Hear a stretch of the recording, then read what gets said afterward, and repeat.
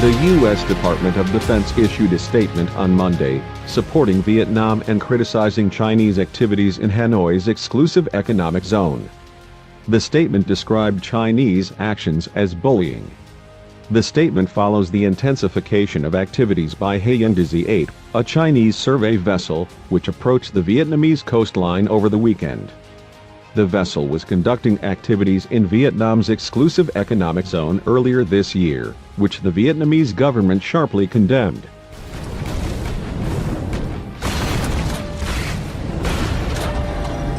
The Department of Defense is greatly concerned by China's continued efforts to violate the rules-based international order throughout the Indo-Pacific. China will not win the trust of its neighbors nor the respect of the international community by maintaining its bullying tactics.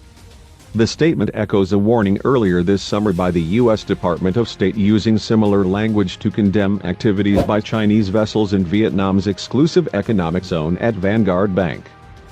Morgan Ortagus, a spokesperson for the U.S. Department of State, released a statement then condemning China's repeated provocative actions aimed at the offshore oil and gas development of other claimant states threaten regional energy security and undermine the free and open Indo-Pacific energy market.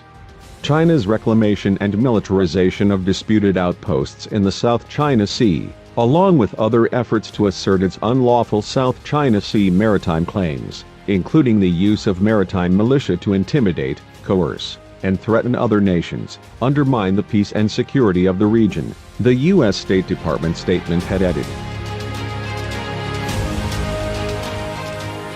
The United States has stepped up its freedom of navigation operations in the disputed South China Sea as it challenges Beijing's efforts to strengthen its maritime claims in the region. American officials have signaled Washington will boost measures to counter China's expansion in the area and include allies in future missions, but observers say Beijing is unlikely to be deterred.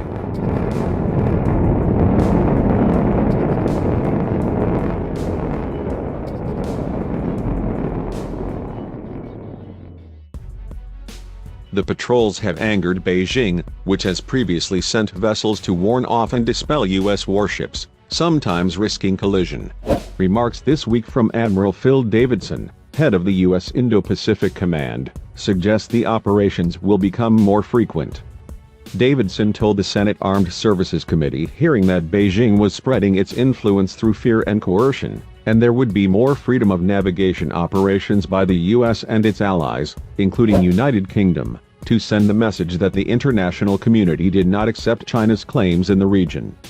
Earlier this month, Admiral John Richardson, chief of U.S. Naval Operations, said the U.S. should explore new ways to enforce the rules designed to govern encounters between navies and extend them to coast guards and maritime militias, the so-called Second and Third Sea forces that Beijing has used to advance its sovereignty claims.